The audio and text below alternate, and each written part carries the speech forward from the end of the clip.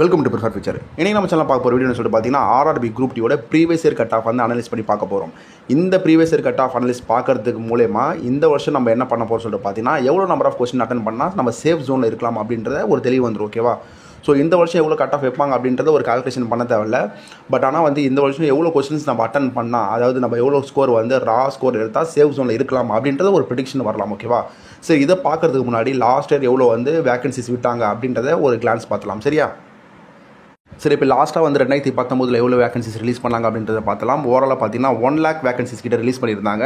So போன டைமோட இந்த time ரொம்ப கம்மியாக தான் இருக்குது. நம்ம சதர்ன் ரயில்வேல பார்த்தோம்னா போன டைம் வந்து 9579 வேகன்சிஸ் ரிலீஸ் பண்ணியிருந்தாங்க.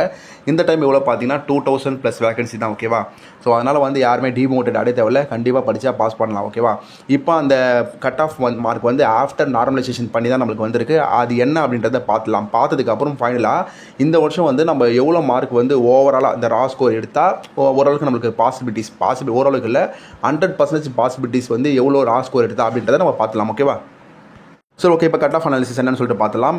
இது எல்லாமே வந்து பார்த்தீங்கன்னா ரயில்வே ஜோன், இது வந்து category UR, OBC, EWS, SC, எஸ்டின்னு சொல்லிட்டு. ஓகேவா? ஃபஸ்ட்டு வந்து பார்த்தீங்கன்னா அன்ரிசர்வ் கேட்டகரி பார்த்துலாம். அன்ரிசர்வ் கேட்டகரியில் எல்லா ரயில்வே ஜோனும் மார்க் பாருங்கள் எப்படி இருக்குது. 70, 69, 68, 66, 65, 64. ஸோ சென்னையில் பார்த்தீங்கன்னா 60. ஸோ இது போல தான் இருக்குது அன்ரிசர்வ் கேட்டகரி. இது எல்லாமே ஆஃப்டர் நார்மலைசேஷன் பண்ணி வந்தது தான். ஓகேவா? ஸோ நம்மளோட ரா ஸ்கோர் நீங்கள் எவ்வளோ எடுத்திருந்தால் நீங்கள் வந்து பாஸ் பண்ணி நார்மலைசேஷன் பண்ணி இவ்வளோ மார்க் வந்திருக்கும் அப்படின்னு சொல்லிட்டு ஒரு கெஸ் பண்ணியிருக்கலாம். நார்மலாகவே நீங்கள் ஒரு 65லேருந்து ஒரு 70க்குள்ளே நீங்கள் ரா ஸ்கோர் வாங்கி இருந்தால் கண்டிப்பாக வந்து பார்த்தீங்கன்னா இவ்வளோ நார்மலைசேஷன் பண்ணி இந்த ஸ்கோர் வந்து நீங்கள் வாங்கியிருக்கலாம் அன்ரிசர்வ்டு இருந்தாலே. ஓகேவா? எல்லா கேட்டகரிக்குமே, அதாவது எல்லா ரயில்வே ஜோனுக்குமே கிட்டத்தட்ட ஒரு 65 கொஸ்டின்ஸ் நீங்கள் கரெக்டாக போட்டிருந்தாலே அன்ரிசர்வ் கேட்டகரியை நீங்கள் பாஸ் பண்ணி இருக்கலாம் 2019. ஓகேவா? இப்போ ஓபிசிக்கு வருவோம். ஓபிசியில் பார்த்தீங்கன்னா 64, 65, 58, 60. சென்னை ஜோனுக்கு பார்த்தீங்கன்னா 55. ஓகேவா? ஓபிசிக்கு நான் சொல்கிறேன் 50, 57, 52. ஸோ இதை வச்சு கால்குலேட் பண்ணுறப்ப ஜஸ்ட்டு ஒரு 55லேருந்து 60 வரைக்கும் நீங்கள் ரா ஸ்கோர் வாங்கியிருந்தாலே ஓபிசி கேட்டகரி 2019 பாஸ் பண்ணியிருப்பாங்க. ஓகேவா? சரி, இப்போ எஸ்டி இடபிள்யூசி வருவோம். இடபிள்யூசி 57, 50, 48, 50. ஸோ 51, 40 இது போல் ரேஞ்சில் தான் இருக்குது. சென்னை ஜோனுக்கு பார்த்தீங்கன்னா 40 மார்க் எடுத்திருந்தாலே இவங்க பாஸ் பண்ணியிருந்தாங்க. ஓகேவா? ஸோ அப்படின்றப்ப இவங்க எவ்வளோ ரா ஸ்கோர் வாங்கியிருப்பாங்க, ஜஸ்ட்டு வந்து 35லேருந்து 40 மார்க் வாங்கியிருந்தாலே இவங்க ஃபஸ்ட் ரவுண்டுக்கு எலிஜிபிள் பாஸ் பண்ணியிருந்திருக்கலாம். ஓகேவா?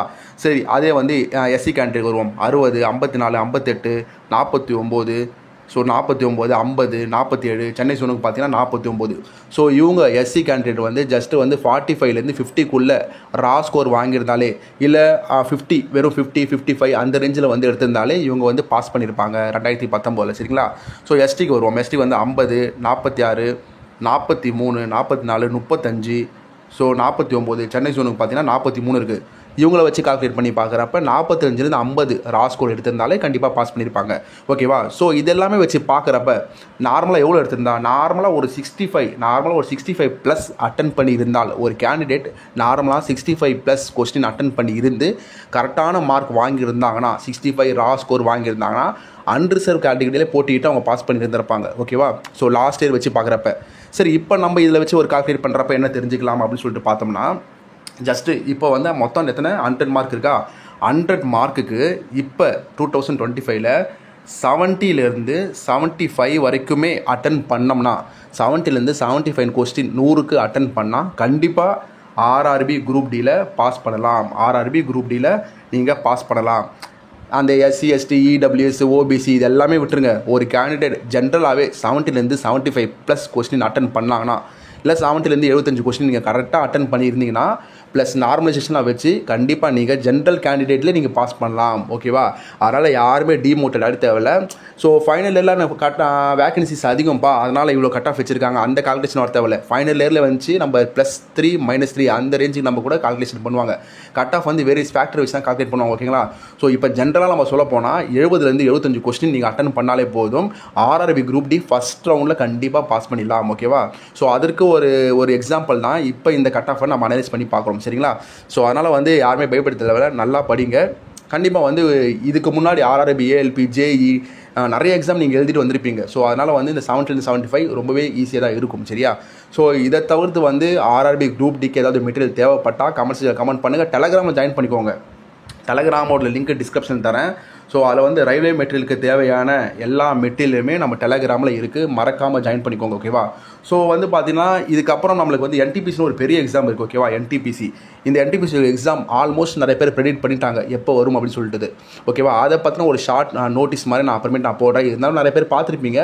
ஓகே, இருந்தாலும் ஷார்ட் நோட்டீஸ் நான் போடுறேன். ஆர்ஆர்பி ஜேஇ எப்போ நடப்பாங்க, சிபிடி எல்பி சிபி2 எப்போ கண்டக்ட் பண்ணுவாங்க அப்படின்றது ஒரு ஃபார்ம் மேக் பண்ணி அப்போ நான் என்டிபிசி எப்போ எக்ஸாம் கண்டக்ட் பண்ணுவாங்க அப்படின்றது நான் போஸ்ட் பண்ணுறேன். ஓகேவா? ஸோ இதுதான் இந்த வீடியோ நான் சொல்ல வந்தேன். ஆக மொத்தம் நம்ம வந்து 70லேருந்து 75 கொஸ்டின்ஸ் கரெக்டாக அட்டன் பண்ணோம்னா ஆர்ஆர்பி குரூப் டிக்கு பாஸ் பண்ணிடலாம் அப்படின்ற ஒரு மைண்ட் தாட்டில் நம்ம எல்லாம் படிக்க ஆரம்பிக்கலாம். ஓகேவா? ஸோ இந்த வீடியோ பிடிச்சா சப்ஸ்கிரைப் பண்ணுங்கள், லைக் பண்ணுங்கள், மறக்காமல் ஷேர் பண்ணுங்கள், டெலகிராம் ஜாயின் பண்ணுங்கள். ஓகேவா? தேங்க்யூ.